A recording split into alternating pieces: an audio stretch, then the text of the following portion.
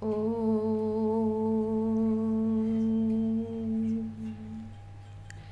यो ब्रह्माणं विदधाति पूर्वं यो वै वेदांश्च प्रणोति तस्मै तम्हदेवमात्मबुद्धिप्रकाशं मुमुक्षुर्वै शरणमहं प्रपद्ये। ॐ शान्ति शान्ति शान्तिः। सदाशिवसमारम्भां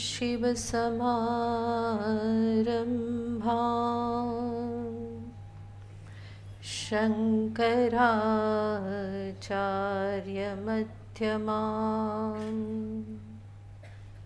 अस्मदाचार्यपर्यन्तां वन्दे गुरुपरम्परां। वन्दे गुरुपरम्परां।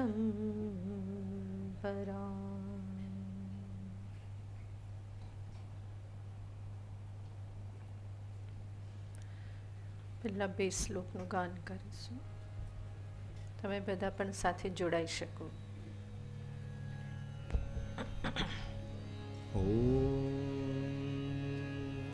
શ્રી પુષ્પદંત ઉવાચ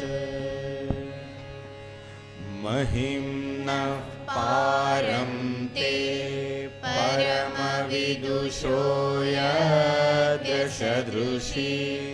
સ્તુતિર્બ્રહ્માદીનામપિ તદવસન્નાસ્ત્વયિ ગિરઃ અથાવાચ્ય સર્વ સ્વમતિ પરિણામાવધિગૃણન મમાપ્યેષ સ્તોત્રે હરનિરપવાદ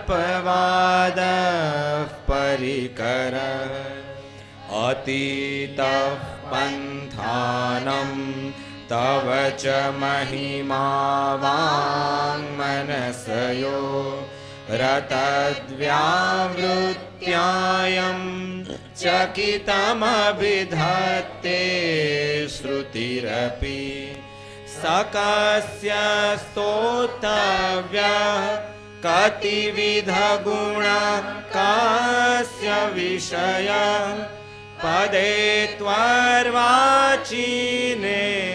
પતતિ ન મનઃ કસ્ય ન વચઃ.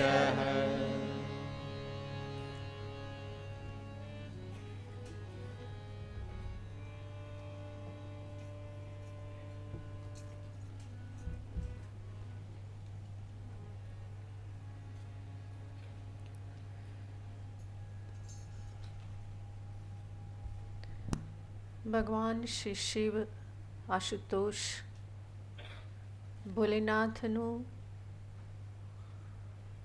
ગુણકથન, એની મહિમાનું ગાન જે સ્તોત્રમાં છે એવા શિવ મહિમ્ન સ્તોત્રનો આપણે વિચાર કરી રહ્યા છીએ.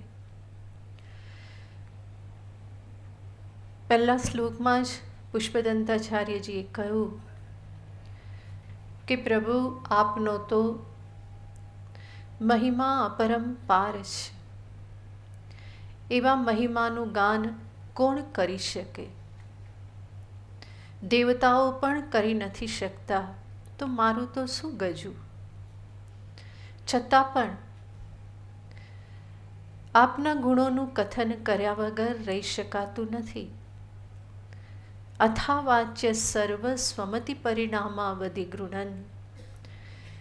મારી મતિને અનુરૂપ હું આપની સ્તુતિ કરું તો હે હર, હે મહાદેવ, એવો એ મારો પ્રયત્ન જરૂર નિંદાને પાત્ર તો ના જ કહેવાય. નિરપવાદ, એમાં કોઈ નિંદા નહીં હોય, એ મજાકને પાત્ર નહીં બને. બાળક, નાનું બાળક કાલું ઘેલું બોલે તો પણ માતા પિતા તો ખુશ જ થાય છે, એની મજાક નથી ઉડાવતા, બધા જ ખુશ થાય છે સાંભળીને. તો હું પણ આપની સ્તુતિ કરું તો એ મજાકને પાત્ર નહીં બને. આવી રીતે એમણે પોતાની સ્તુતિ માટેની એક યોગ્યતા, એક દરવાજો એમણે ખોલી દીધો. ભગવાનની સ્તુતિ તો કરવી છે, સદાશિવના ગુણનું ગાન તો કરવું છે, પરંતુ હવે ગડમથલ એ છે કે ભગવાનના કયા સ્વરૂપનું ગાન કરવું. પરમાત્માનું સ્વરૂપ કહેવામાં આવે છે, એક છે નિર્ગુણ સ્વરૂપ અને એક છે સાકાર સગુણ સ્વરૂપ. નિર્ગુણ સ્વરૂપ આપણે બધા જાણીએ છીએ કયું સ્વરૂપ છે? ચિદાનંદ રૂપ શિવ, જે સચ્ચિદાનંદ ઘન, જે શબ્દ આપણે અનેક વખત સાંભળીએ છીએ. પરમાત્મા કેવા છે? ભગવાન કેવા છે? સચ્ચિદાનંદ સ્વરૂપ છે. આ સચ્ચિત આનંદ સ્વરૂપ સત્યાને જે હંમેશા છે, નિત્ય છે. ચિત્યાને જે જ્ઞાન સ્વરૂપ છે, ચૈતન્ય સ્વરૂપ છે અને આનંદ સ્વરૂપ છે. આવું સચ્ચિદાનંદ સ્વરૂપ એ જ ભગવાનનું નિર્ગુણ સ્વરૂપ છે. અને આવું આ ચૈતન્ય સ્વરૂપ, સદરૂપ, ચિદ્રૂપ એવું આ જે સ્વરૂપ જે છે એ કેવું છે? તો કહેવામાં આવે કે એ અવ્યક્ત છે, એ પ્રગટ નથી. પ્રગટ નથી એનો અર્થ એને આંખથી જોઈ શકાતું નથી, કાનથી સાંભળી શકાતું નથી, એને સૂંઘી શકાતું નથી, સ્પર્શી શકાતું નથી. સર્વ ઇન્દ્રિયોથી એ પર છે, અતીન્દ્રિય છે. અશબ્દમ સ્પર્શમ રૂપમ વ્યયમ તથા રસમ ગંધવચ્ચયત. કઠોપનિષદમાં આ તત્વનું નિરૂપણ કરતાં કહેવામાં આવ્યું છે કે આ સ્વરૂપ કેવું છે? જેમાં શબ્દ, સ્પર્શ, રૂપ, રસ, ગંધ જેવું કંઈ છે નહીં. અને આપણી 5 ઇન્દ્રિયો જે છે એ કોને ગ્રહણ કરી શકે છે? આ જ શબ્દ, સ્પર્શ, રૂપ, રસ, ગંધને. આંખ, કાન, નાક, જીહ્વા અને ત્વગેન્દ્રિય, આ 5 જ્ઞાનેન્દ્રિય આ 5 વિષયને જ ગ્રહણ કરી શકે છે.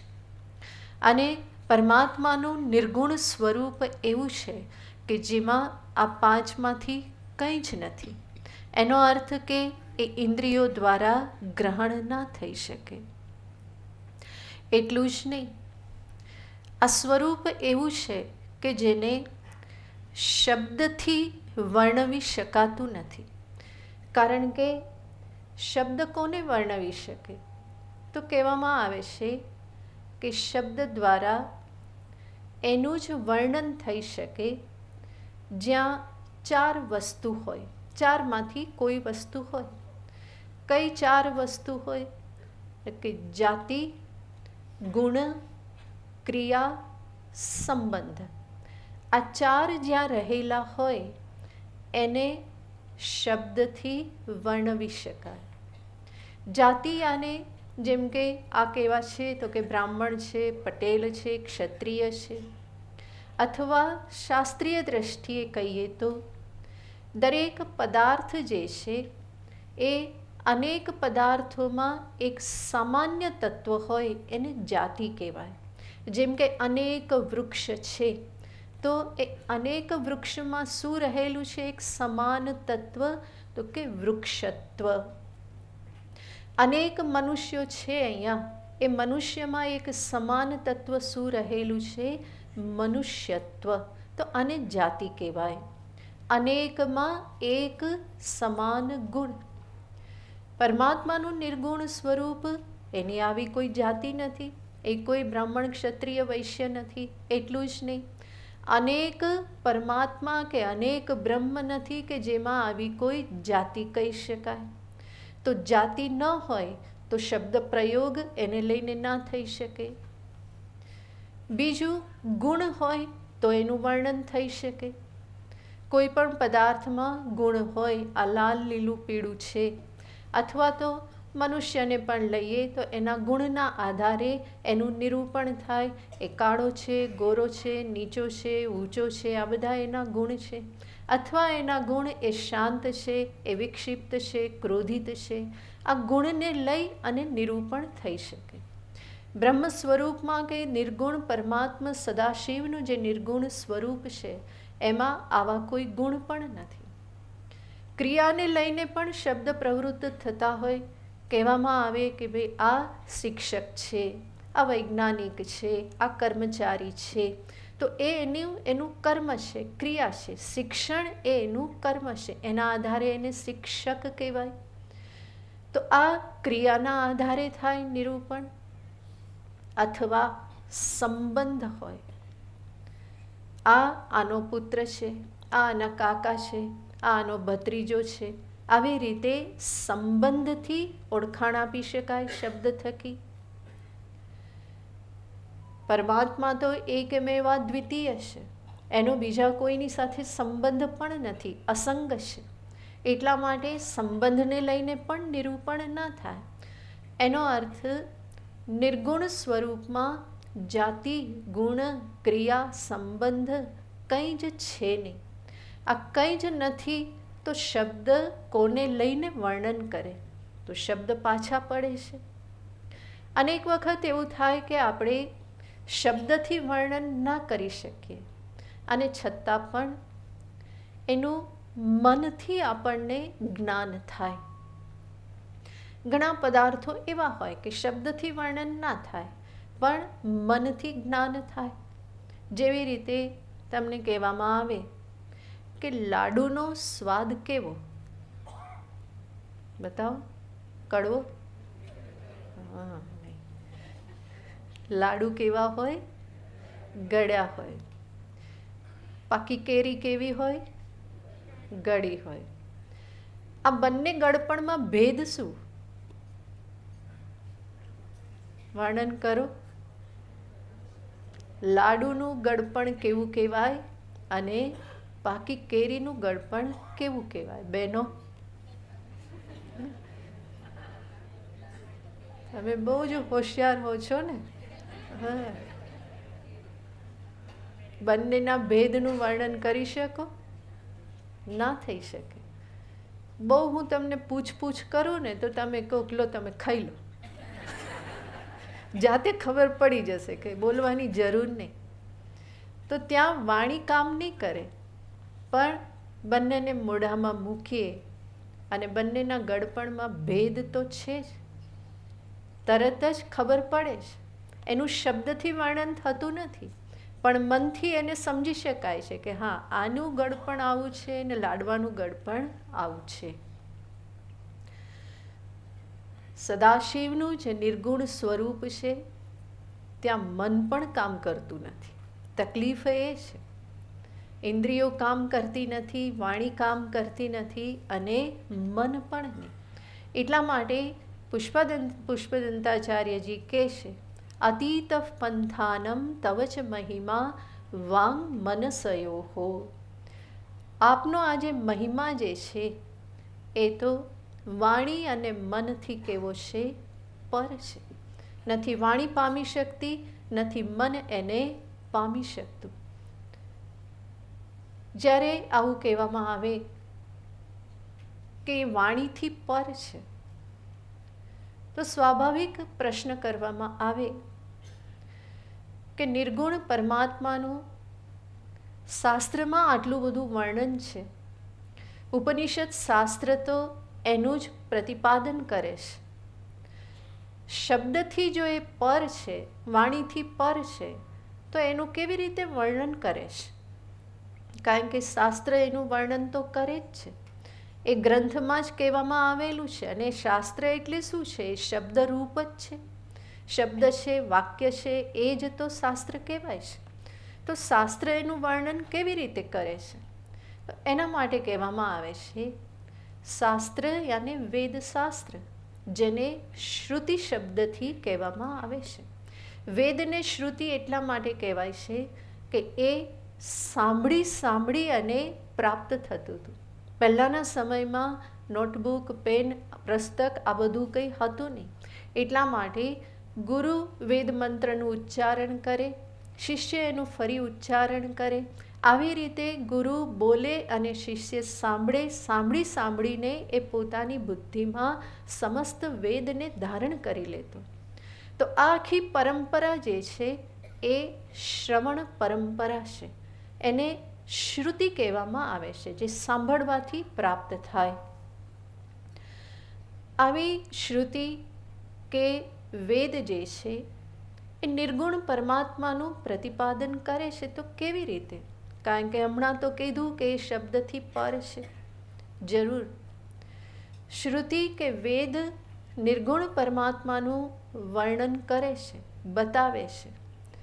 અને એને દર્શાવવાને માટે એણે એક નવો ઉપાય કાઢેલો છે. કંઈક વિલક્ષણ રીતે એનું પ્રતિપાદન કરે છે. અને એ વિલક્ષણ રીત કઈ છે? તો એને અહીંયા આચાર્ય કહેશે, અતદ્વ્યાવૃત્યાયમ ચકિતમ વિદત્તે શ્રુતિરપી. જરૂર શ્રુતિ એનું પ્રતિપાદન કરે છે, પણ કેવી રીતે? એ વિલક્ષણ ઉપાય શું? તો કહેશે અતત વ્યાવૃત્યા. તત યાને પરમાત્મા, બ્રહ્મ પરમાત્મા સદાશિવ. અતત યાને જે બ્રહ્મ નથી, જે પરમાત્મા નથી, એ છે અતત. શ્રુતિ માતા શું કરે છે? અતત વ્યાવૃત્યા. જે પરમાત્મા નથી, બ્રહ્મ નથી, એને કહી દેશે કે આ નથી, નથી, નેતિ નેતિ. અને પછી કે હવે જે વધ્યું, જેને નેતિ ના કહી શકાય, નેતિ નેતિ બધું નિષેધ કર્યા પછી જે વધ્યું એને તમે શું સમજો? એને શિવ તત્વ સમજો, નિર્ગુણ તત્વ સમજો. એ વિષયમાં શ્રુતિ કહેશે કે મારે કંઈ કહેવાનું નથી. મારે તો શું કહેવાનું છે? જે શિવ નથી એને એક બાજુ કરી દો, એટલું જ મારું કામ છે. પછી જે વધ્યું એનું હું વર્ણન નહીં કરું, એને તમારે સમજી લેવાનું. એ શું છે? એ જ શિવ તત્વ છે, એ જ પરમાત્મા તત્વ છે. તમને થશે કે આવું કેવી રીતે થાય? એના માટે દ્રષ્ટાંતથી જોઈએ તો, કોઈ વ્યક્તિ એવું પૂછે કે આકાશ કોને કહેવાય? કોઈ એક સંતની પાસે જઈ અને કોઈકે પૂછ્યું કે આકાશ કોને કહેવાય? હવે આકાશ પણ એવું જ છે. કેવી રીતે એનું નિરૂપણ કરવું? એ લાલ લીલું પીળું તો છે નહીં, એમાં કોઈ ક્રિયા નથી, એનો કોઈની સાથે સંબંધ નથી. એટલે પેલા સંત જે છે એમણે એક યુક્તિ કરી. કહેશે આ મારી કુટિયામાં જેટલું છે ને બધું બહાર કાઢી દે. કે આ એક ખુરશી પડી છે, બહાર કાઢી દે. આ શેતરંજી છે એને બહાર કાઢી નાખ. કમંડલું બહાર મૂકી દે. મારા વસ્ત્ર બહાર મૂકી દે. આસન બહાર મૂકી દે. સંત છે ને કુટિયામાં કેટલું હોય એટલે થોડું કીધું, થોડું ઘણું હતું તો કે આ બધું બહાર કાઢી દે. પેલો બધું બહાર કાઢે, બધું જ બહાર નીકળી ગયું. પછી સંત કહેશે જેને હવે બહાર કાઢી શકાય એમ નથી, એ તત્વ જ શું છે? આકાશ છે. અહીંયા શું વધ્યું? પેલો કે કંઈ નહીં. એ કંઈ નહીં તું જેને કહેશે ત્યાં પણ કંઈક છે. એ જ શું છે? આકાશ તત્વ છે. તો જે નહોતું એ બધું હટાવી દીધું અને જે વધ્યું એ શું રહ્યું? એ આકાશ છે. રામ લક્ષ્મણ જાનકી વનવાસમાં હતા અને વનમાં ગમન કરતા હતા. દરેક વખતે કોઈક ગામની બહાર એ રોકાય. ગામની બહાર ત્યાં રહ્યા હોય, ગામની બહેનો આવે સીતા મૈયાની પાસે અને એમની જોડે વાતો એ વળગે. બધા પૂછે, બહેનો પૂછે કે તમારા વર કોણ છે? કારણ કે લક્ષ્મણ ને રામ બે હતા ને. તો ગામની બહેનો પૂછે કે ભાઈ તમારા વર કોણ છે? હવે સીતાજી તો બહુ જ મર્યાદામાં રહેનારા અને બહુ જ સર્વ પ્રકારે એક સૌમ્ય મૂર્તિ છે. તો એવા સીતાજી નામ દઈને કે એકદમ ઈશારો કરીને તો કે નહીં કે જો પેલા શ્યામ વર્ણ છે એ મારા રામ મારા વર છે, એવું ના કહે. તો જ્યારે પૂછવામાં આવે તો સીતાજી ચૂપ રહે. ત્યારે પછી કોઈ બેન કે પેલા ગૌરવર્ણ છે એ તમારા પતિ લાગે છે? ત્યારે સીતાજી શું કે? નેતિ નેતિ, હે ના કે એ મારા પતિ નથી. જ્યારે આટલું કહી દીધું કે ગૌરવર્ણ જે છે એ મારા પતિ નથી, પછી શું કહેવું પડે? પછી કંઈ કહેવું પડે? એ નેતિ કરી દીધું, લક્ષ્મણને ના પાડી દીધી, તો વધ્યું કોણ? રામજી જ વધ્યા. અને એના માટે પછી સીતાજીએ કંઈ કહેવું પડે કે આ શ્યામ વર્ણ છે, આવી રીતના જે છે ધનુર્ધારી, કંઈ કહેવું ના પડે. એક લક્ષ્મણજીનો નિષેધ કરી દીધો કે એ મારા પતિ નથી. તો ગામની બહેનો શું સમજી જાય? જે વધ્યા એ એમના પતિ. શ્રુતિ માતા પણ એવું જ કરે છે. જે શિવ નથી, શિવ તત્વ નથી, એ બધાને શું કહેશે? નેતિ નેતિ. અને પછી જે વધ્યું એના માટે જે સમજવું હોય તે સમજી લો, હું એને કંઈ નામ નહીં આપું. આચાર્ય અહીંયા એ જ કહે છે, અતદ્વ્યાવૃત્યા, જે નથી એનું વ્યાવર્તન કરી અને ચકિતમભિધત્તે શ્રુતિરપી. શ્રુતિ વેદ માતા જે છે એ પણ આ નિષેધ કરી અને પછી જે વધે એને જોઈને એ પણ કેવી થઈ જાય છે? ચકિતમ અભિધત્તે. ત્યાં એ પણ આશ્ચર્યચકિત થઈ જાય છે. નિર્ગુણ એવું પરમાત્માનું એ સ્વરૂપ જોઈ જે શેષ રહે છે એના માટે શ્રુતિ પોતે પણ ચકિત થઈ જાય છે. એ પણ આશ્ચર્ય એને થાય છે. તો સીધે સીધું તો કહી શકાતું નથી. અતદ્વ્યાવૃત્યાયમ ચકિતમભિધત્તે શ્રુતિરપી. આગળ આચાર્ય કહે છે, સકસ્ય સ્તોતવ્ય.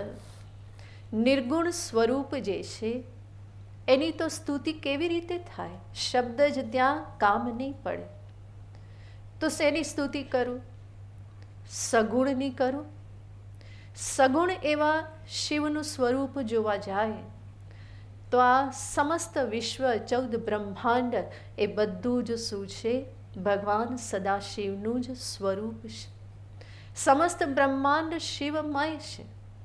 એનું વર્ણન પણ કેવી રીતે થઈ શકે? અનંત છે, એની પણ કોઈ સીમા નથી. તો કોનું વર્ણન કરું? સકસ્ય સ્તોતવ્ય. આગળ કહેશે, કતિવિધ ગુણ કસ્ય વિષય.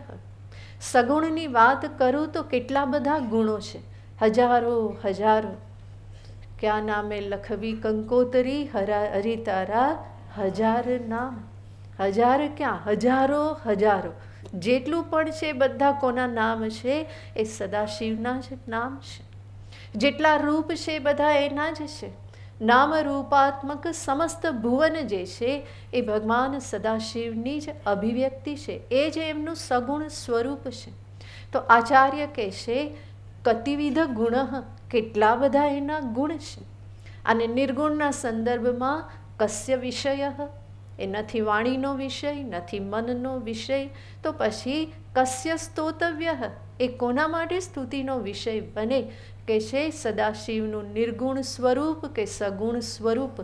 આ બેમાંથી કોઈ પણ જગ્યાએ મારા શબ્દો પૂરા પડવાના નથી. સગુણમાં તો શબ્દ પૂરા પડતા નથી અને નિર્ગુણમાં શબ્દનું કંઈ કામ નથી. તો કરવું શું? પુષ્પદંતજીને ભગવાનનું એક ત્રીજું સ્વરૂપ ક્લિક થાય છે. સગુણ પણ ન થાય વાંધો નહીં, નિર્ગુણ પણ ન થાય વાંધો નહીં. અને આગળ એ કહેશે પદે ત્વર્વાચીને પતતિ ન મન કસ્ય ન વચ. કહેશે સગુણ નિર્ગુણની ચર્ચા છોડો. આપણે કોને પકડીએ?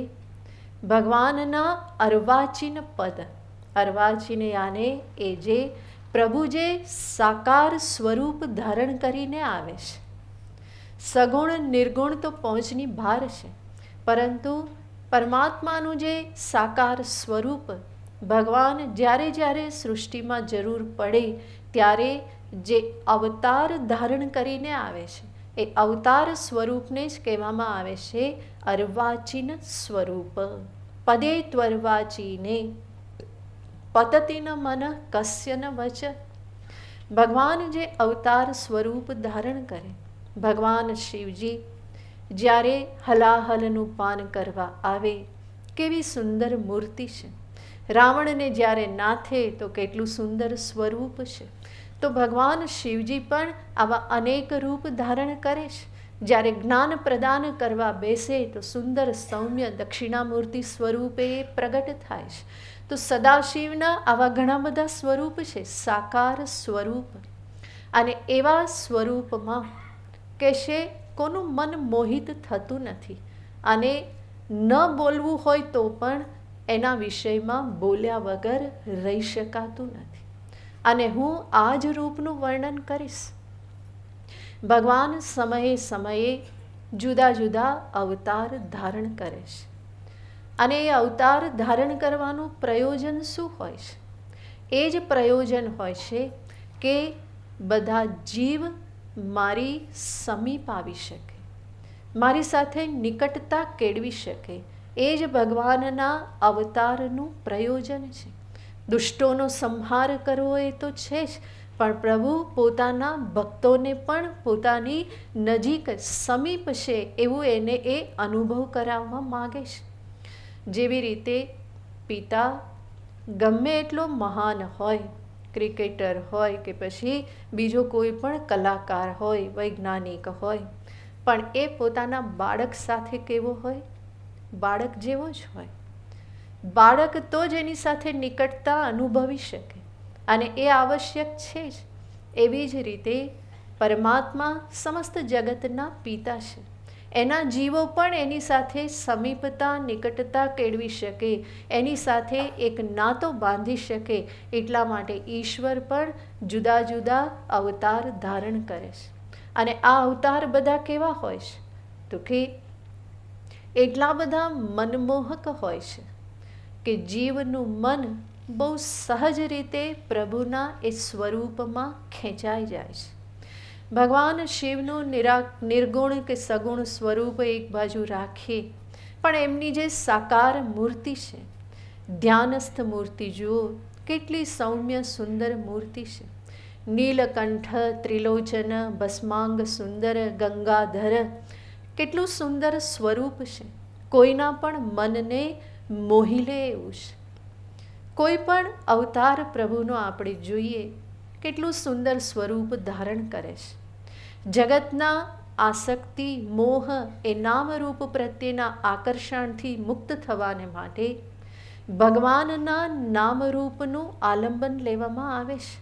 અને એ પ્રભુ એવા સુંદર નામરૂપ ધારણ કરે છે કે થોડો પણ જો ભક્ત હોય, થોડી પણ અંદરમાં ઈશ્વર પ્રત્યે આસ્થા, શ્રદ્ધા હોય, તો એનું મન એના પ્રત્યે ખેંચાઈ જ જાય છે. ભગવાન રામજીનું કેટલું સુંદર વર્ણન આવે. ઠુમક ચલત રામચંદ્ર બાજત પૈજનિયા. આટલી પંક્તિ સાંભળતાની સાથે પ્રભુનું બાલ સ્વરૂપ સામે આવી જાય કે પ્રભુ હજુ પાપા પગલી ભરતા શીખે છે. અને પગમાં સુંદર ઝાંઝર પહેરેલા છે. એક એક પગલી ભરે અને પૈજન્યા એ એની ઝાંઝર જે છે એ વાગે છે. આ પંક્તિ સાંભળતાની સાથે, એનું ગાન કરતાની સાથે આ એક બાલ મૂર્તિ સામે આવી જાય, અને એકાગ્રતાથી એ જોઈએ તો આપણને એમના ચરણના ઝાંઝરનો અવાજ પણ સંભળાય કે પ્રભુ ચાલી રહ્યા છે, ઝૂમ ઝૂમ અવાજ આવી રહેલો છે. કેટલી સુંદર મનમોહક મૂર્તિ. કૃષ્ણની તો વાત જ શું કરવી. કેવી કેવી લીલાઓ કરી અને કેટલી બધી ધમ પછાડા કર્યા કે એમાંથી જીવનું મન બહાર જ ના નીકળે, સંસારનું ચિંતન કરવા માટે તૈયાર જ ના થાય. કૃષ્ણની લીલાઓનું ચિંતનમાં જેને રસ આવી ગયો એના માટે સંસાર ફીકો થઈ જાય છે. મુખડું મેં જોયું તારું, સર્વ જગ થયું ખારું. આખું જગ ખારું ખારું થયું. એનો અર્થ હવે એ બાજુ જોવાની મને જરૂર જ નથી. ભગવાનનું મુખડું જોવામાં જ સુખ મળે છે. બરહા પીડમ નટવર વપુ કર્ણયો કર્ણિકારમ બિબ્રત વાસમ કનક કપિશમ. કેટલું સુંદર વર્ણન છે ભગવાન કૃષ્ણનું. વેદવ્યાસીએ કરેલું વર્ણન, જે વર્ણન સાંભળી અને પરમ વૈરાગી એવા શુકદેવજી મહારાજ પણ પાછળ પાછળ એ દોડતા આવ્યા. પૂછવા લાગ્યા કે આ કોનું વર્ણન છે, કોણે આ શ્લોક લખ્યા છે. તો ભગવાનનું આ અર્વાચીન સ્વરૂપ જે છે એ આટલું સુંદર સ્વરૂપ છે. પુષ્પદંતજી કહે છે કે પેલા સગુણ નિર્ગુણને છોડો, આપણે તો કોની વાત કરીશું, ભગવાનના આ અર્વાચીન સ્વરૂપની વાત કરીશું. ભગવાન સદાશિવના પણ કેટલા સુંદર સ્વરૂપો છે. એક આચાર્ય સંત એનું વર્ણન કરે છે એમના ગ્રંથમાં. ભગવાનના આ જે અવતાર સ્વરૂપો હોય છે એના ભક્તો પોતાની રીતે એનું ચિંતન કરતા હોય છે. કારણ કે ભગવાનની સાથે જ રહે છે. જરૂરી નહીં કે બધું શાસ્ત્રમાં લખેલું જ હોય, પણ એ પોતાની રીતે પ્રભુની લીલાનું ચિંતન કરે અને એમાં એ મસ્ત રહેતા હોય છે.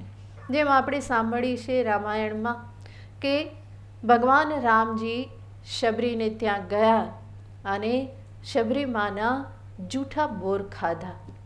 આ પ્રસિદ્ધ છે. શબરીમાની વાત આવે એટલે તરત આપણા મનમાં શું આવે? રામજી એમના જૂઠા બોર ખાધા. આ કોઈ ભક્તે ચિંતન કરેલું છે. રામાયણમાં ક્યાંય એવું લખેલું નથી કે શબરીએ જૂઠા બોર ખવડાવ્યા ચાખી ચાખીને. રામાયણમાં નથી એવું, કોઈ રામાયણમાં નથી. પણ કોઈ પ્રેમી ભક્ત છે અને એ ભગવાનની આ લીલાનું ચિંતન કરે અને રામજીને જ્યારે આ પ્રમાણે અપાર કરુણાના સાગર ભક્તવત્સલ તરીકે જુએ તો એને એની લીલામાં એને શું દેખાય કે શબરીને ત્યાં પધાર્યા, શબરી ભાવ વિભોર થયા અને એમણે ભગવાનને બોર ખવડાવ્યા ચાખી ચાખીને કે મારા પ્રભુને ક્યાંક ખાટા કે તુરા બોર ના આપી દઉં, આ ભાવથી. તો આ ભક્તનો ભાવ છે, એમાં કંઈ ખોટું નથી. તો આવી રીતે અવતાર જે છે એ અવતારની લીલાનું ચિંતન ભક્ત પોતાની રીતે કરી શકે. તો એક આચાર્ય છે જેમણે બહુ જ મહાન ગ્રંથ લખેલો છે. એ પોતાના ગ્રંથની શરૂઆતમાં શિવજીનું બહુ સુંદર વર્ણન કરે છે. શિવજી અને ગૌરીનું ગૃહસ્થ જીવન જે છે એ બહુ આદર્શ કહેવામાં આવે છે. એટલા માટે જ દીકરીઓ કયું વ્રત કરે? ગૌરી વ્રત કરે. શેના માટે? કે અમને કેવો મળે? શિવજી જેવો ભલો ભોળો પ્રેમ કરનારો મળે. તો ભગવાન શિવજી ગૌરીને બહુ જ પ્રેમ કરે છે અને એમનું ગ્રસ્ત જીવન પણ બહુ જ સુંદર છે. તો એ ગ્રસ્ત જીવનની લીલાનું વર્ણન કરતા ત્યાં આચાર્ય લખે છે, ગંગા પૂર પ્રચલિત જટા સ્ત્રસ્ત ભોગીન્દ્ર ભીતામ આલિંગંતિમ અચલતનયામ સસ્મિતમ વીક્ષમાણ. ભગવાન શિવજી બેઠેલા છે અને એમના વામ ભાગમાં ગૌરી પણ બેઠેલા છે. ભગવાન શિવજીને ક્યારેક ક્યારેક મજાક સૂજે. તો એમને થયું કે ગૌરીની જોડે જરા મજાક કરું. તો ભગવાન શિવજીની જટામાં ગંગાજી છે અને સાથે સાથે ત્યાં સર્પ પણ આંટા મારે છે.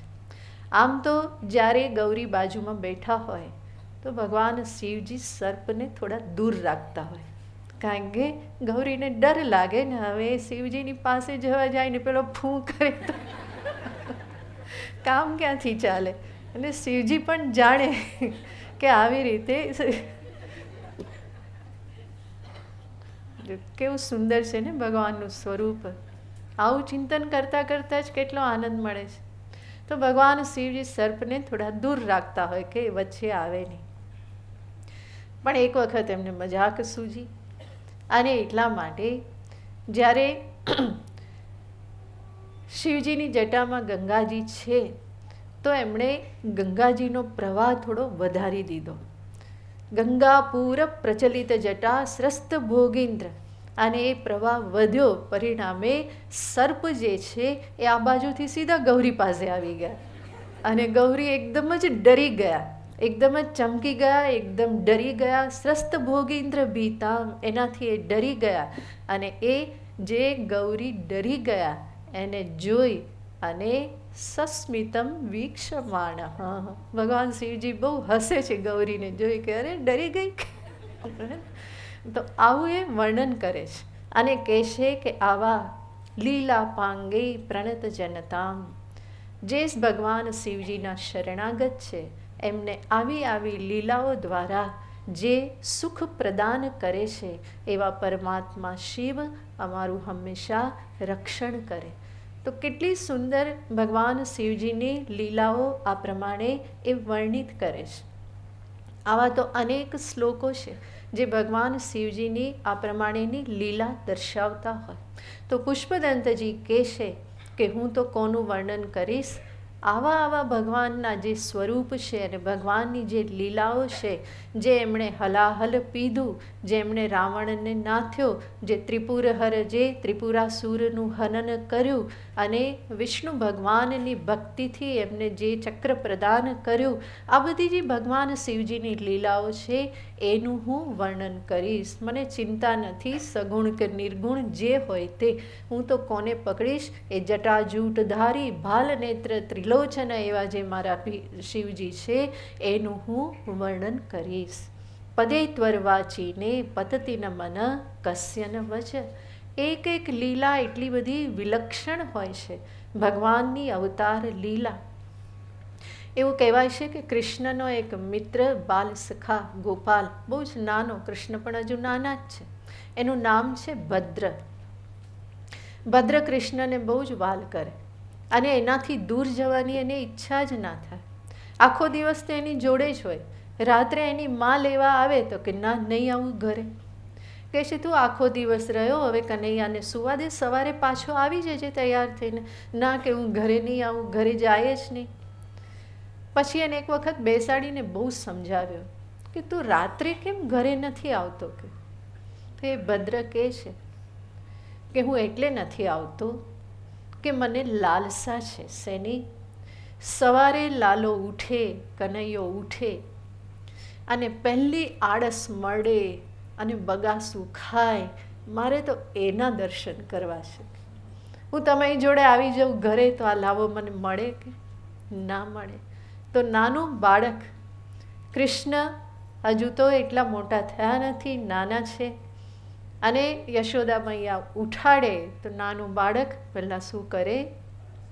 આળસ મળે. હે ને, કેવું સરસ લાગે. હાથ ઉપર કરે ને પગ ખેંચે ને બગાસું ખાય, કેવું સુંદર લાગે. કોઈ પણ બાળક બહુ સુંદર લાગે. તો આ તો કૃષ્ણની વાત છે જે ભુવન મોહક છે. તો આવી આવી લીલાઓમાં કોનું મન લલચાય નહીં. પદે ત્વરવાચીને પતતિન મન કસ્યન વચ. બોલો, કોનું મન નહીં લલચાય, કોની વાણી એનું વર્ણન કરવાને માટે વાચાળ નહીં બને. તો આવી રીતે પુષ્પદંતાચાર્યજી કહેશે. અને આગળ ત્રીજા શ્લોકમાં આવે કહેશે કે પોતે આ પ્રમાણે વાણીથી ગુણકથન કરી અને શું કરવા માગે છે. તો એને ત્રીજા શ્લોકમાં કહેશે. મધુસ્મિતા વાચ પરમમૃતં નિર્મિતવત સ્તવ બ્રહ્મં કિં વાગપિ સુરગુરોર્વિસ્મયપદં મમ ત્વેતાં વાણીં ગુણકથન પુણ્યે तवामित्यर्थेऽस्मिन् पुरमथन बुद्धिर्व्यवसिता।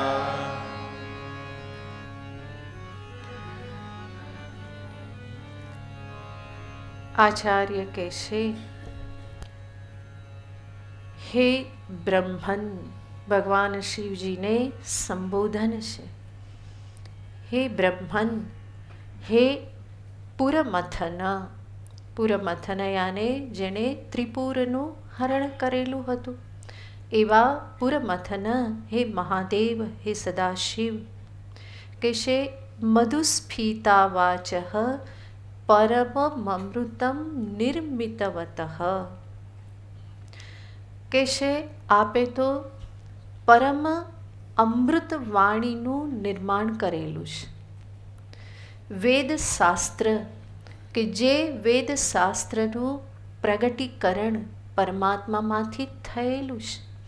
એટલે જ વેદ એ કોઈની રચના નથી, એને અપૌરુષેય કહેવામાં આવે છે.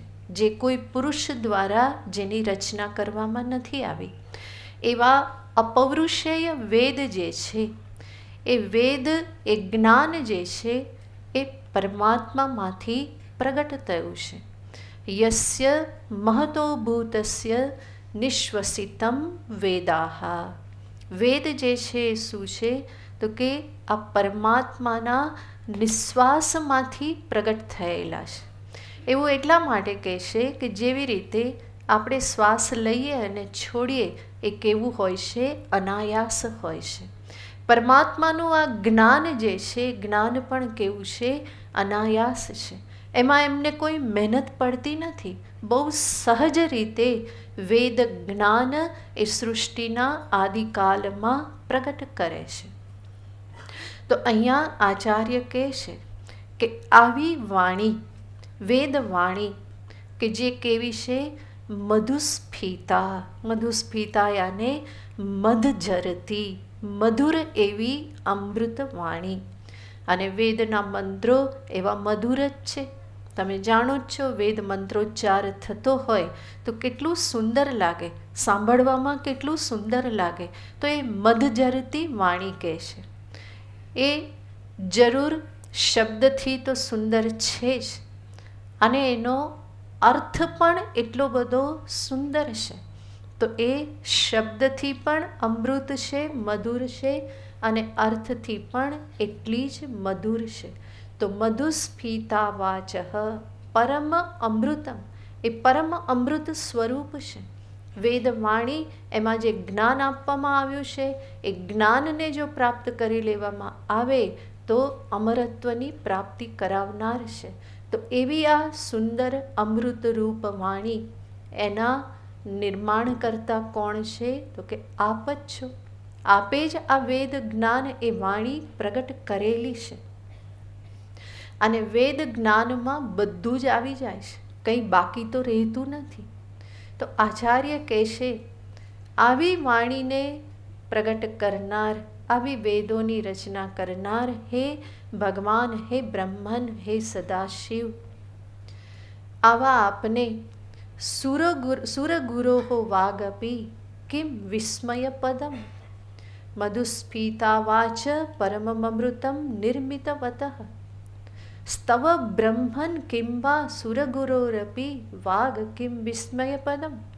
કહેશે કે એવા આપના માટે, જે આપ બધું જ જાણો છો, આપના માટે, આપના વિષયમાં બધું જાણો છો, આપના વિષયમાં આપે જ વેદમાં બધી વાત કરેલી છે, એવા આપના માટે જો દેવોના ગુરુ પણ કંઈ સ્તુતિ કરે તો શું આપને કંઈ વિસ્મય થવાનું છે? કોઈ આપને વિસ્મિત કરી શકે એમ નથી.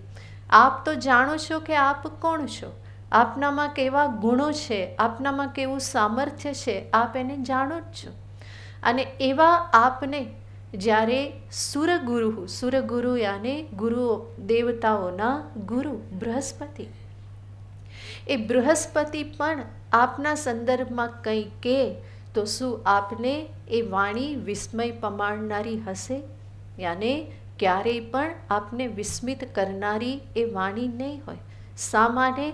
કારણ કે આપ બધું જાણો જ છો. બૃહસ્પતિને પણ વાણી પ્રદાન કરનાર, જ્ઞાન પ્રદાન કરનાર તો આપ જ છો. અને આપને કંઈ કહેવામાં આવે કે આપ આમ છો, આવી છો, આવા છો, આવા છો, તો આપને આશ્ચર્ય થોડું થવાનું છે. આપણે કહીએ કે હે ત્રિલોચન, તો શું મોટી વાત કરી દીધી? હા, આપણે કહીએ કે હે ભસ્માંગ સુંદર, તો ભગવાનને કંઈ વિસ્મય થાય? હે શંકર, હે શંભો, હે સદાશિવ, હે નીલકંઠ, હે ગંગાધર, હે ત્રિપુરારી, હે પાર્વતી વલ્લભ, આ બધી આપણે એમની સ્તુતિ કરીએ. ભગવાનને આશ્ચર્ય થાય કે? જાણે જ છે કે હા, હું ત્રિલોચન છું, મારી પાસે ત્રીજું નેત્ર છે, તો કંઈ આશ્ચર્ય તો થવાનું નથી. તો આચાર્ય કહે છે કે કોઈના પણ શબ્દો કે કોઈની પણ વાણી આપને આશ્ચર્ય આપવાની નથી, આપનું મનોરંજન કરી શકવાની નથી. અને આ બહુ સ્વાભાવિક જ છે. જ્યારે વ્યક્તિને પોતાની જાત વિશે ખ્યાલ હોય કે આટલું આટલું મારામાં છે અને આટલું આટલું મારામાં નથી, તો એને કોઈના શબ્દોથી કંઈ બહુ વિસ્મય થતું નથી, એ બહુ હરખઘેલો થઈ જતો નથી, કે પછી બહુ નિરાશ પણ થતો નથી. કોઈ ગુણકથન કરે એને ખબર છે કે હા આ મારામાં છે, ને કોઈ કહે તો બરાબર છે. અને જે મારા ખામી છે એને કોઈ કે હું જાણું છું તો બરાબર છે, હા આ ખામી છે, તો એમાં કોઈ હેરાન થવાની વાત નથી. ભગવાન સદાશિવ પોતાના સમસ્ત મહિમાને એ જાણે છે, અને એમની મહિમાનું ગાન કોઈ એમની સામે કરે તો એમને વિસ્મય પમાડનારું નથી. એનાથી ભગવાનનું કોઈ મનોરંજન થવાનું નથી. જીવને થાય, કોઈ વખાણ કરે તો થોડું ફૂલી જાય, ગગલ્યા થાય કે હા બહુ સરસ, પણ શિવજીને એવું કંઈ થવાનું નથી. એટલે આચાર્ય જાણે છે કે હું ગમે એટલું કહીશ તો પણ ભગવાનને કંઈ વિસ્મય થવાનું નથી, એનું મનોરંજન હું કરી શકવાનો નથી. તો સુરગુરોહો વાગ અપી કિમ વિસ્મય પદમ, એ વિસ્મય આપને આપી શકવાની નથી. તો પછી મમ ત્વેતામ વાણીમ ગુણકથન પુણ્યેન ભવતઃ પુનામિત્યર્થેસ્મિન પુરમથન બુદ્ધિર્વ્યવસિતા. કહેશે હું આપની સ્તુતિ આપને વિસ્મય પમાડવા માટે, આપનું મનોરંજન કરવા માટે હું સ્તુતિ કરતો નથી, કારણ કે આપના માટે હું કંઈ કરી શકું એમ નથી. પરંતુ હું સ્તુતિ શા માટે કરવાનો? હું એટલા માટે સ્તુતિ કરવાનો કે જેથી કરીને મારી આ વાણી આપના ગુણગાન ગાય અને પવિત્ર થઈ જાય. અહમ મમ એતામ વાણીમ પુનામી, હે પુરમથન, આપના ગુણગાન ગાય અને એ પવિત્ર થઈ જાય, શુદ્ધ થઈ જાય, એટલા માટે જ હું આ પ્રયત્ન કરી રહેલો છું. બાકી આપની સ્તુતિ કરી આપને હું કંઈ રીઝવવા માટે કરી શકવાનો નથી, પરંતુ મારી જ વાણી પવિત્ર થઈ જાય, આપનો સ્પર્શ પામી મેં અત્યાર સુધી આ વાણી સંસારના વિષયોનું કથન કરતી રહીશ, એનું જ ગાન કરતી રહી છે, જગતના વિષયોની પાછળ ભાગતી રહેલી છે, એનું વર્ણન કર્યું છે, અને એના સંગથી એમાં ઘણા બધા દોષ આવ્યા છે. તો હું હવે મારી વાણીને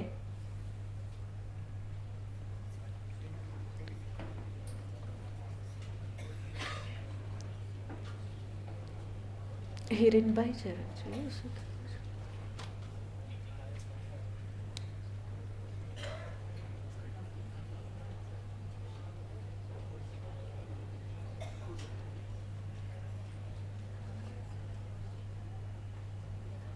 નમઃ શિવાય. અહીંયા આવી જાઓ બધા.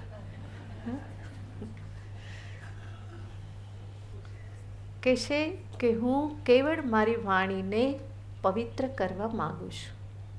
જેવી રીતે ગંગાજી પરમ પવિત્ર છે, અને એવા ગંગાજીમાં એક નાનું પેલું ઝરણું કે નાળું એમાં ભળી જાય તો એ ઝરણું પણ કેવું થઈ જાય છે? પરમ પવિત્ર થઈ જાય છે. ગંગાજીની જેમ જ એની પણ પૂજા થાય છે, લોકો પણ એમાં સ્નાન કરે, એ પવિત્ર થાય છે, ગંગા જેવું જ થઈ જાય છે. એવી જ રીતે કહેશે મારી વાણી આપની સાથે જોડાઈ જશે તો એ વાણી પણ કેવી થશે? શુદ્ધ થશે, એ પણ પવિત્ર થઈ જશે. તો હું કેવળ મારી વાણીને પવિત્ર કરવા માગું છું અને એટલા માટે આપની આ સ્તુતિમાં હું પ્રવૃત્ત થઉં છું. આચાર્ય હજુ એ જ બતાવ્યા કરે છે કે હું સ્તુતિ શા માટે કરવાનો, કેવી રીતે કરવાનો. આમ કરતાં કરતાં જ સ્તુતિ કરે છે. આમ તો એકચ્યુઅલી સ્તુતિ આગળ શરૂ થશે, પણ આ બધાથી પણ શું થઈ જાય છે, ભગવાન સદાશિવની સ્તુતિ થતી જ રહે છે.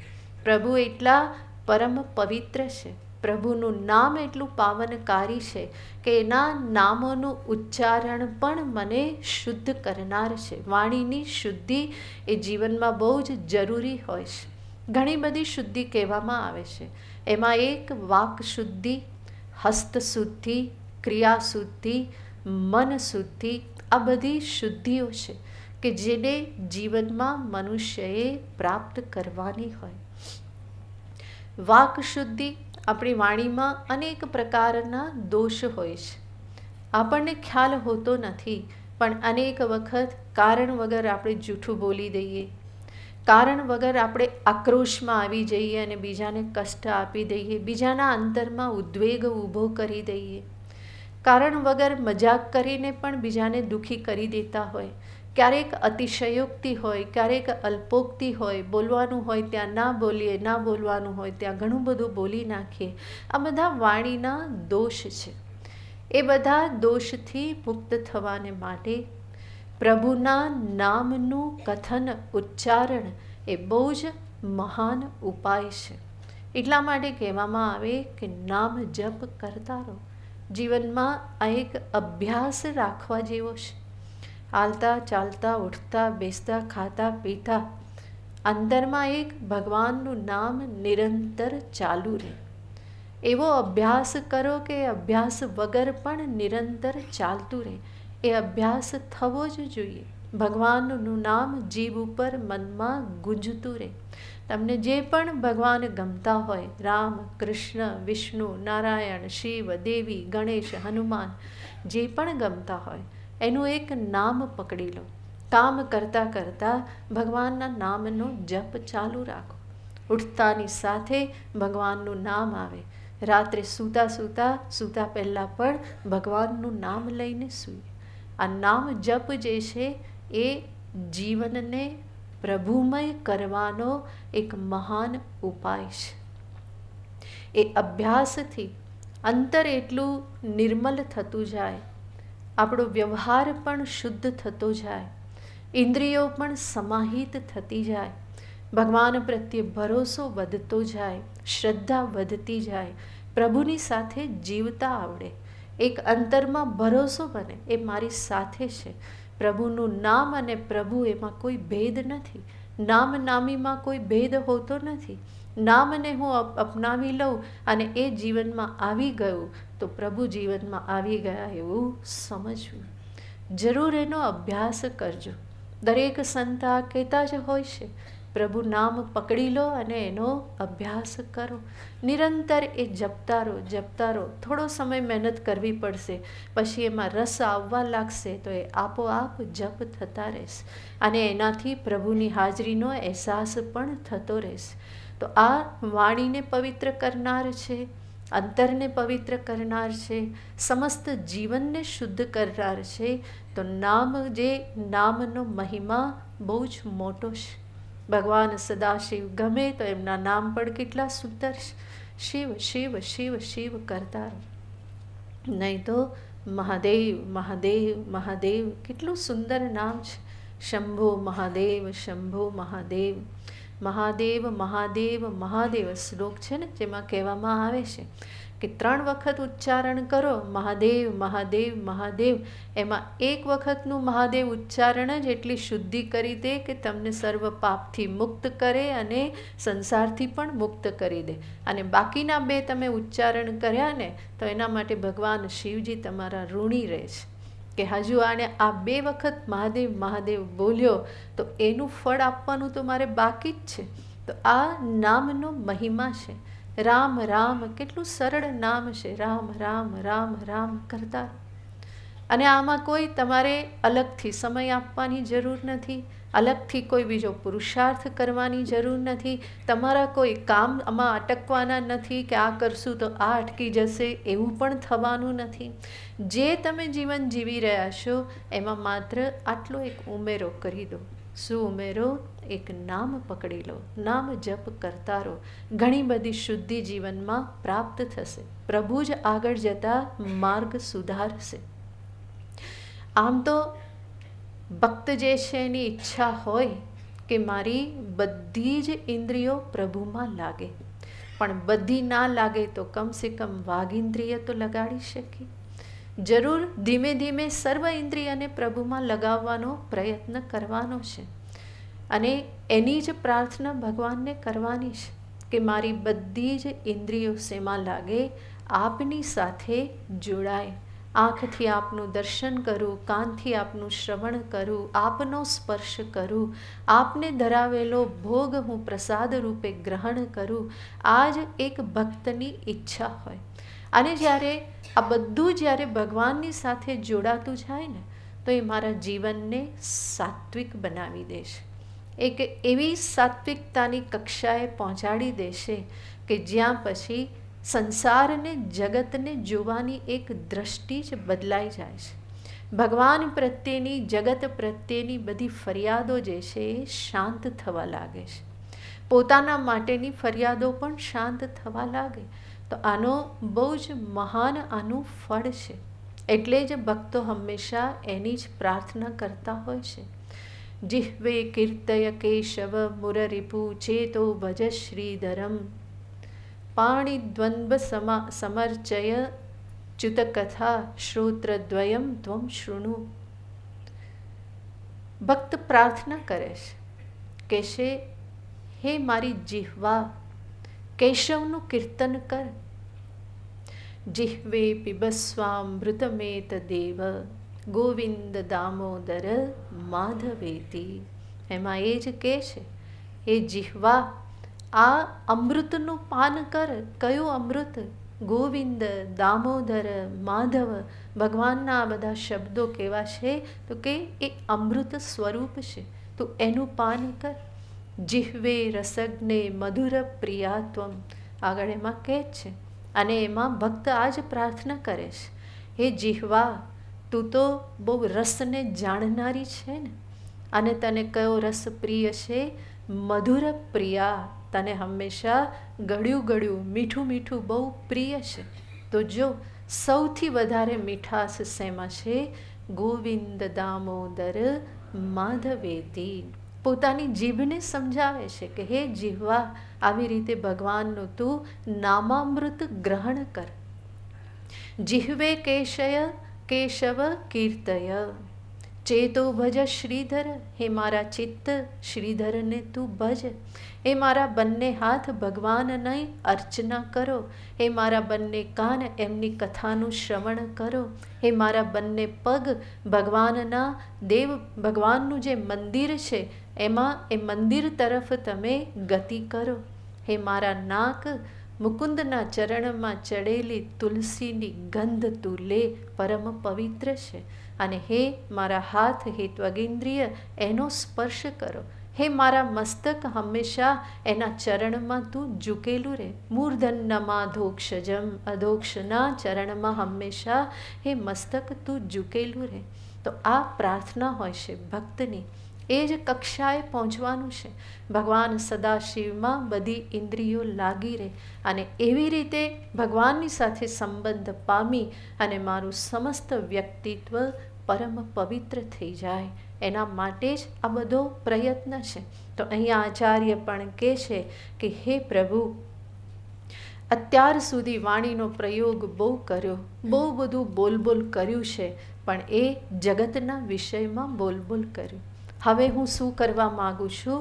આપના ગુણગાન કરવા માગું છું અને આપની સ્તુતિ કરવા માગું છું.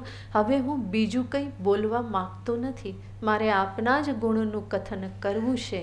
આવી રીતે આચાર્ય નિર્ણય કરે છે અને પ્રભુને કહેશે કે મારી વાણીને પવિત્ર કરવાને અર્થે હું આપના ગુણોનું કીર્તન કરીશ. જ્યારે આવી રીતે કહેવામાં આવ્યું કે ઈશ્વરનું ગુણગાન કરવાનું છે, તો આચાર્યની સામે બીજા પણ કોઈ હશે, કોઈની જોડે વાત થતી હશે, તો એ લોકો કે કયા ભગવાન, કોણ ભગવાનને કોનું ગુણગાન કરવાનું, કોની સ્તુતિ કરવાની, ભગવાન જેવું ક્યાં છે, આવું કોઈ કહે તો આચાર્ય એમને ચોથા શ્લોકમાં જવાબ આપે છે.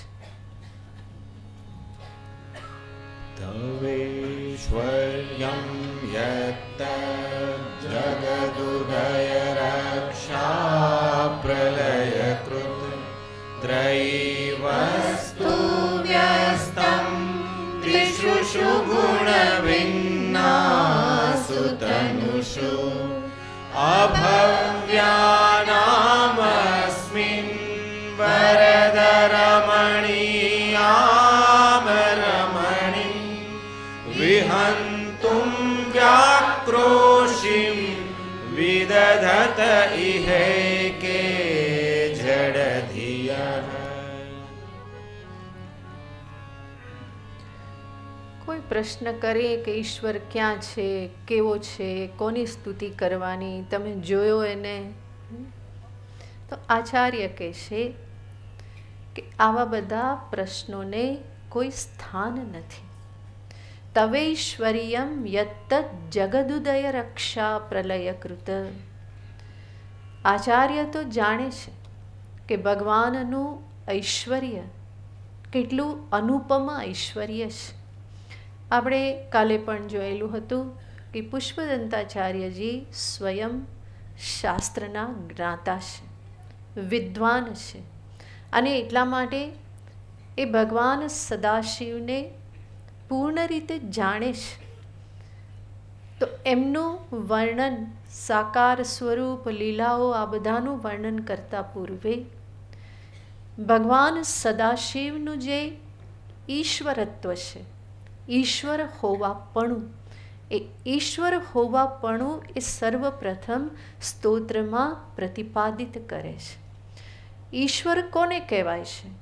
તો શાસ્ત્રની દ્રષ્ટિએ ભગવાનને દર્શાવતા કહેવામાં આવે છે કે જે આ જગતને ઉત્પન્ન કરે, જે જગતનું પાલન કરે અને અંતે જે જગતનો લય કરે, એને ઈશ્વર કહેવામાં આવે છે. આવું જે આ ઈશ્વરત્વ જે છે, એ ઈશ્વરત્વને પુષ્પદંતાચાર્યજી સર્વપ્રથમ અહીંયા પ્રતિપાદિત કરે છે. ભગવાન સદાશિવ કોણ છે? એ ઈશ્વર છે, સર્વેશ્વર છે, અને એ જ કોણ છે? આ જગતને ઉત્પન્ન કરનાર, પાલન કરનાર, સંહાર કરનાર એ ભગવાન આશુતોષ જ છે, એના સિવાય અન્ય કોઈ નથી. પરંતુ અહીંયા આચાર્ય કહે છે કે ઘણા બધા એવા લોકો છે કે ઈશ્વરને સ્વીકારતા નથી. એવું સમજે છે કે ઈશ્વર જેવું કંઈ નથી, આ તો બધું એમ જ બધું થઈ રહેલું છે, ચાલી રહેલું છે, ઈશ્વરને સ્વીકારવાની શું જરૂર છે? અને એટલા માટે કહેશે કે તવ ઐશ્વર્યમ વિહંતુમ વ્યાક્રોશિમ વિદધતે. આપના ઐશ્વર્યને વિહંતુમ, એનું હનન કરવાને માટે, ખંડન કરવાને માટે આ બધા બોલતા રહેશે. કેવી વાણી બોલતા રહેશે? તો કે આક્રોશમાં આવી અને બધું બોલે છે. કલિયુગની આ મહત્તા છે કે કંઈ પણ તમે જોરદાર રાડો પાડીને બોલો ને તો એને સાચું માનવામાં આવે. કોઈનું ખંડન કરો તો એ સાચું માની લેવામાં આવે. ઘણા બધા ફોલોઅર્સ થઈ જાય, હા હા આ કે છે બરાબર કે. તો ઈશ્વર જેવું કંઈ નથી, આ બધું આમ જ ચાલે છે, સ્વર્ગ નર્ક બધી તો કલ્પના જ છે, સ્વર્ગ પણ અહીંયા છે, નરક પણ અહીંયા છે, ને બાકી તો બધું મનનું માનેલું છે. આવું બધું એકદમ જોરથી કહેવામાં આવે ને, માઇક ફાટી જાય એવા અવાજથી કહેવામાં આવે, ગજાવવામાં આવે, તો એનો પ્રભાવ બહુ પડે. આજકાલ વક્તાઓ બધા જાય એવી રીતે બોલતા હોય ને, એનો પ્રભાવ બહુ હોય. એમાં રાડો પાડવાની કોઈ જરૂર ના હોય. જે તમારે કહેવાનું છે, જે સત્ય છે, જે હિતમાં છે, એ તમારે કહેવાનું છે, એ તમે કહો, એનાથી પૂરતું થઈ ગયું. પછી એના માટે કંઈ બહુ રાડો પાડવાની, બહુ હાથ પગ ઉછાળવાની જરૂર નથી. નહીં તો ઘણા લોકો એ જ જોવા આવે, હે, ઓડિયો કરતાં વિઝ્યુઅલમાં વધારે રસ. પછી સંભળાય કંઈ નહીં, દેખાય માત્ર એ જ. તો એવું કરવામાં પણ લોકોને એમાં રસ પડે, એનો પ્રભાવ પડે અને એવું લાગે કે હા, આ એક બહુ સારા મૌલિક વિચારક છે. એના વિચારો બધા કેવા છે? મૌલિક છે. બહુ સારું મૌલિક હોય તો પણ અધ્યાત્મ જગતમાં મૌલિકતા એ કોઈ પ્લસ પોઈન્ટ નથી. મૌલિકતા એ કોઈ પ્લસ પોઈન્ટ નથી. અધ્યાત્મ જગતમાં શાસ્ત્ર શું કહે છે? વેદશાસ્ત્ર કે ઉપનિષદ શાસ્ત્ર, ગીતા, ઇતિહાસ, પુરાણ, આ શું કહે છે એ જ મહત્ત્વનું છે. તમારી બુદ્ધિ શું કહે છે ત્યાં મહત્ત્વનું નથી રાખતું.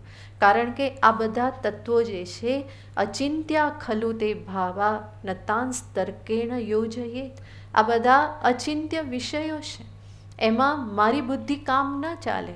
જે મહાપુરુષો થઈ ગયા એનું જ મારે અનુસરણ કરવાનું હોય. અધ્યાત્મ પથમાં કોઈ નવી કેડી એમાં પાડવાની હોતી નથી. નવી કેડી પાડી તો ક્યારેય પહોંચવાના નહીં. આ તો રસ્તો એવો અગમ નિગમ અગોચર એવો આ રસ્તો છે. મહાપુરુષો જે માર્ગે ચાલ્યા છે એમનો છેડો પકડી પકડીને પાછળ ચાલવામાં જ ડાપણ છે અને એમાં જ કલ્યાણ છે. અહીંયા કોઈ મૌલિકતા ન ચાલે. એટલા માટે જ્યારે પણ કોઈ વક્તા એવું કહે ને કે આ હું કહું છું, આ મારી બુદ્ધિ છે, મને આમ લાગે છે, આ મારો વિચાર છે, તો બીજે બધે ભલે હોય પણ અધ્યાત્મ જગતમાં એને ક્યારેય પણ સ્વીકારવું નહીં. કોઈ કહે કે આ મારો વિચાર છે, હું આમ કહું છું, મને આમ લાગ્યું, અહીંયા એનો સ્વીકાર જ નથી. કોઈ મૌલિકતા અહીંયા જોઈએ જ નહીં. શાસ્ત્ર, વેદશાસ્ત્ર પરમ પ્રમાણ છે. ગીતા, ઉપનિષદ, પુરાણ આદિ પરમ પ્રમાણ છે. એમાં જે કહેવામાં આવ્યું હોય, વક્તા એ કહેતા હોય તો એનો સ્વીકાર હોય. અહીંયા જે કંઈ પણ વાત થાય, અધ્યાત્મ જગત સૂક્ષ્મ જગત છે, ત્યાં પ્રમાણથી વાત કરવી પડે અને પ્રમાણ એ માત્ર શાસ્ત્ર છે. અહીંયા હું કહું કે મારું આવું માનવું છે કે મને આવું લાગે છે, એવું જો કોઈ આધ્યાત્મિક જગતમાં કોઈ વક્તા કહે તો એ મૂર્ખવત ઉપેક્ષણીય, એ મૂર્ખ છે એવું જાણી અને એની ઉપેક્ષા કરી દેવાની હોય. આવું ભગવાન શંકરાચાર્યજી કહે છે. બરાબર. અને અમે બધા એના જ પોઠ્યા છીએ. એ જે કહે એને જ અમે અનુસરીએ છીએ. એના જ અમે બધા બાળકો છીએ. તો શાસ્ત્રને હંમેશા સામે રાખવાનું હોય. શું કહે છે, એનું મૂળ ક્યાં છે? કોઈ એમનેમ જ કહી દે કે ઈશ્વર જેવું કંઈ નથી, શેના આધારે કહે? એ કેટલું જોઈને આવ્યો, બ્રહ્માંડમાં કેટલું ફર્યો અને કેટલું ફરી અને એ પોતે પ્રમાણથી કહેશે કે ઈશ્વર જેવું કંઈ નથી. એની બુદ્ધિની શું પહોંચ અને કેટલો વિચાર એ કરી શકે? કોઈ ધડાધડ કહી દે કે ના એવું કંઈ છે નહીં, આ તો બધું એમ જ ચાલ્યા કરે છે. અરે એમ જ ના ચાલે. એવી રીતે ચાલતું હોત તો તારું ઘર પણ એમનું જ ચાલતું હોત, પણ એ ઘરે નથી ચાલતું. તો એવી રીતે આખું જગત ના ચાલે. તો એવી રીતે એમ તર્ક વગર જ, કોઈ પણ વિચાર વગર જ્યારે કંઈ પ્રતિપાદન કરી દેવામાં આવે, હું કહું છું કે મને લાગે છે, એવી રીતે અહીંયા વાત ન થાય. એ વ્યાસપીઠ પરથી એવી રીતે બોલવાનો કોઈ વક્તાને અધિકાર નથી. વ્યાસપીઠનો અર્થ છે વ્યાસજી જે બોલી ગયા એને અનુસરીને તમે બોલો, બસ. એ જ પરમ આચાર્ય છે વેદ વ્યાસજી, અને એ જે બોલી ગયા જે કંઈ પણ છે, વ્યાસોચ્છિષ્ટમ જગત સર્વમ, એમણે બધું જ કહેલું છે. તમારે એમાં કંઈ નવું મીઠું મરચું ઉમેરવાની જરૂર જ નથી. એ બધું પરફેક્ટ છે. એમણે જે કહેલું છે એની વહેંચણી કરો. નવું કંઈ એમાં ઉમેરવાની આવશ્યકતા નથી. ઘણું બધું છે, એટલું તમે વહેંચણી કરશો તો પણ જીવન ઓછું પડવાનું છે અને એમાં જ કલ્યાણ છે.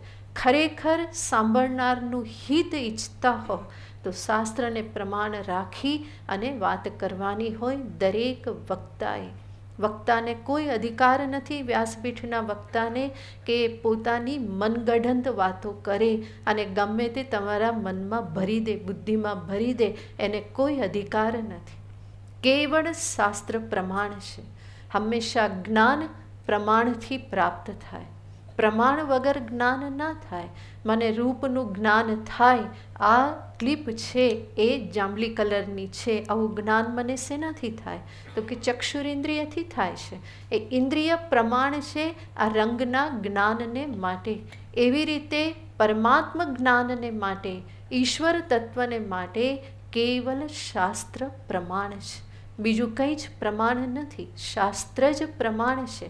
અને શાસ્ત્ર જે કે એ જ મારે સ્વીકારવાનું હોય, કારણ કે આ બધા સૂક્ષ્મ વિષય છે.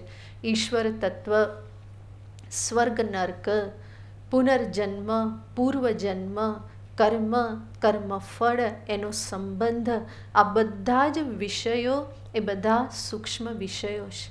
મારી બુદ્ધિથી હું એમાં નિશ્ચય કરી ના શકું. ઈશ્વર નથી, સ્વર્ગ જેવું કંઈ નથી. ક્યાં જોઈને આવ્યા તમે? સ્વર્ગ કંઈ તમારી સામે થોડું હોવાનું છે.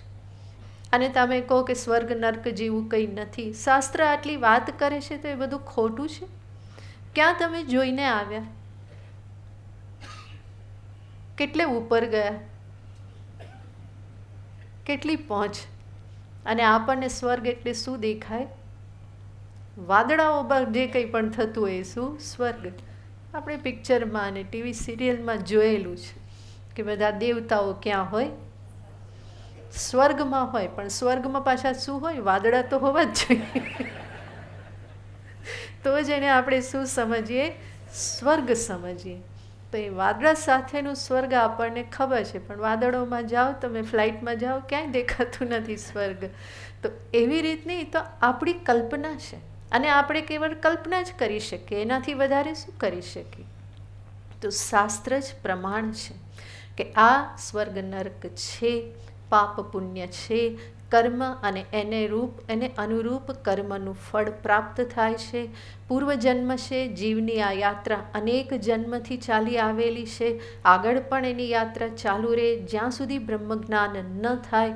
તો આ બધું તો શાસ્ત્ર પ્રતિપાદિત છે. શાસ્ત્ર જ પ્રમાણ છે આમાં, અને એને જ સ્વીકારવું પડે. એના સિવાય બીજો કોઈ અહીંયા વિકલ્પ નથી. મારી બુદ્ધિથી કે તર્કથી ભગવાન નથી એવું સિદ્ધ ન થાય, અને ભગવાન છે એવું પણ સિદ્ધ ના થાય. મારા તર્કથી ના થાય. શેનાથી સિદ્ધ થાય? કેવલ શાસ્ત્ર પ્રમાણથી સિદ્ધ થાય. તો વગર વિચાર્ય એનું ખંડન કરી દેવું એ યોગ્ય નથી. આચાર્ય અહીંયા એ જ કહેશે કે તવ ઐશ્વર્યમ વિહંતુમ, એનો નિષેધ કરી દેશે. એનું હનન કરવાને અર્થે શું કરે છે? વ્યાક્રોશીમ વિદધતી, એ આક્રોશપૂર્ણ વાણી બોલે છે અને આપનું ખંડન કરે છે. પણ એ યોગ્ય નથી, કારણ કે આપનું જે ઐશ્વર્ય છે, તવ યત ઐશ્વર્યમ, જે આપનું ઐશ્વર્ય, કયું ઐશ્વર્ય? જગદુદય રક્ષા પ્રલયકૃત. આપ શું કરો છો? આ વિશ્વનો ઉદય, એની રક્ષા અને એનો પ્રલય, આને જ ઈશ્વર કહેવામાં આવે છે. તો જગદુદય રક્ષા પ્રલયકૃત, આપનું જે આ ઐશ્વર્ય જે છે એ આ જ ઐશ્વર્ય છે. અને એ કેવી રીતે? તો કે છે ત્રયી વસ્તુમ વ્યસ્તમ ત્રિશુષુ ગુણ ભિન્નાસુ તનુસુ. ત્રયી વસ્તુ યાને ત્રણ વેદમાં એ વ્યાપ્ત છે. સમસ્ત વેદ શાસ્ત્રમાં ઈશ્વરનું આ ઐશ્વર્ય જે છે એ વ્યાપ્ત છે, એનું પ્રતિપાદન કરવામાં આવેલું છે. એટલું જ નહીં, ત્રયી વસ્તુ વ્યસ્તમ ત્રિશુષુ ગુણ ભિન્નાસુ તનુસુ. અને આ જગતની ઉત્પત્તિ, સ્થિતિ અને પ્રલય માટે આપ શું કરો છો? તો કે ત્રણ જુદા જુદા તનુ યાને શરીર ધારણ કરો છો. ત્રણ ગુણના આધારે ત્રણ શરીર પ્રભુ ધારણ કરે છે. સત્વ, રજસ અને તમસ ગુણ છે. એના આધારે ભગવાન વિષ્ણુ સ્વરૂપ, બ્રહ્મા સ્વરૂપ અને રુદ્ર સ્વરૂપને ધારણ કરે છે. એક જ ઈશ્વર આ ત્રણ સ્વરૂપને ધારણ કરે છે, જેમાં રજસ પ્રધાનથી બ્રહ્મા છે, જે સર્જન કાર્ય કરે છે, સત્વ પ્રધાનથી વિષ્ણુ છે, જે પાલન પોષણ કરે છે, અને સંહાર જે તમસ પ્રધાનથી રુદ્ર છે, અને એ સંહારનું કાર્ય કરે છે. તો આવી રીતે ત્રણ પ્રકારે શરીર ધારણ કરી અને ઈશ્વર નિરંતર આ ઉત્પત્તિ, પાલન અને પ્રલય જે છે એને એ કરતા રહે છે. અને આવી રીતના ઈશ્વરનું પ્રતિપાદન ક્યાં છે? તો કે શાસ્ત્રમાં છે, ઉપનિષદમાં છે, જે કહેવામાં આવેલું છે, યતો વા ઇમાની ભૂતાની જાયન્તે યેન જાતાની જીવંતી યત પ્રયંત્ય વિષમ વિશંતી તદ બ્રહ્મ તદ વિજિજ્ઞાસસ્વ. તો ઉપનિષદ ઈશ્વરનું પ્રતિપાદન કરતા કહે છે, યતો વા ઇમાની ભૂતાની જાયન્તે, જેમાંથી આ બધા જ ભૂતો જીવો બધા જ ઉત્પન્ન થાય છે, યેન જાતાની જીવંતી, અને જેના કારણે ઉત્પન્ન થયેલા બધા જીવે છે એનું પાલન થાય છે, અને યત પ્રયંત્ય વિષમ વિશંતી, અંતે લયકાલે પ્રલયકાલે જે અંતે બધા જેમાં ભળી જાય છે એને તું ઈશ્વર જાણ. તો સ્પષ્ટ રૂપે આ પ્રમાણે શાસ્ત્રમાં નિરૂપણ છે. કોઈ પણ વસ્તુનું પ્રતિપાદન કે સિદ્ધિ જે છે કેવી રીતે થાય? આપણે કહ્યું પ્રમાણથી થાય. અને પ્રમાણને દર્શાવતા કહેવામાં આવે છે કે ત્રણ વસ્તુથી સિદ્ધિ થાય. એક તો શ્રુતિ, કે જે પ્રમાણ છે, પ્રથમ પ્રમાણ છે વેદશાસ્ત્ર. અને એ વેદશાસ્ત્ર જે કંઈ પણ કહેશે એને કદાચ એટલી શ્રદ્ધા ન હોય ને સ્વીકાર ન થઈ શકે, તો એના માટે યુક્તિ, લોજિક પણ આપવામાં આવે છે. અને યુક્તિ અને શ્રુતિ અને યુક્તિથી ન થાય તો ત્રીજી એને એના જ અનુભવથી એની સિદ્ધિ કરવામાં આવે છે. તો ઈશ્વર તત્વની સિદ્ધિ ત્રણેયથી થાય છે, શ્રુતિ, યુક્તિ અને અનુભૂતિ.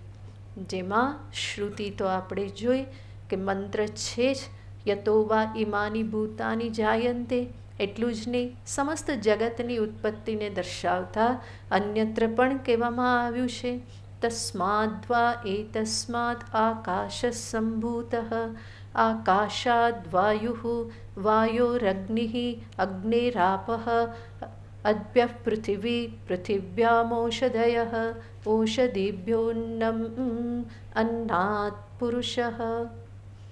આ આખી ઉત્પત્તિ દર્શાવેલી છે.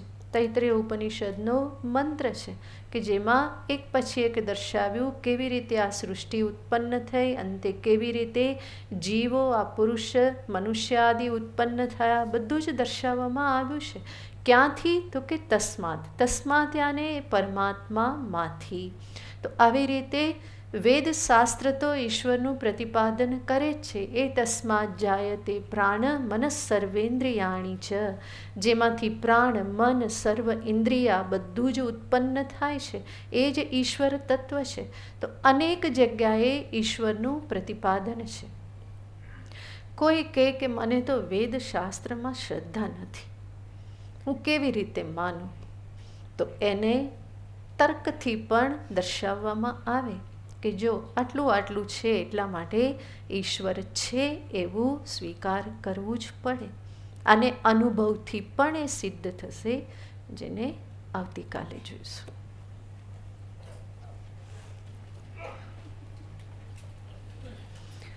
ઓમ પૂર્ણમદ પૂર્ણમિદં પૂર્ણાત પૂર્ણમુદચ્યતે પૂર્ણસ્ય પૂર્ણમાદાય પૂર્ણમેવાવશિષ્યતે.